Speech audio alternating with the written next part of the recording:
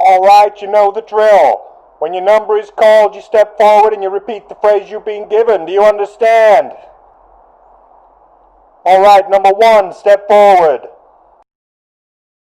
Gala Shade Gazebo packages are back on for Black Friday week, you chuffing plonker. Number 2, step forward. Gala Shade packages are back on for Black Friday week, you chuffing buggering cowbag plonker! Alright, knock it off. Get back, number 2. Number 3, step forward. Gala Shade Gazebo packages are back on for Black Friday, you wee ball bag! English, please. Excuse me? In English. Gala Shade Gazebo packages are back on for Black Friday, what?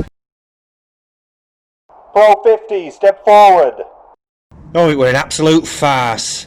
Everybody knew that Gala Tent always had the best offers on Black Friday.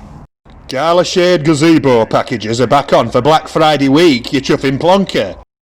And pop-up gazebos like us available with free gifts was one of those offers. Putting us in a room like that and advertising the offers with a spoof of a classic movie was the marketing department's fault. Step forward. Who knows what can happen?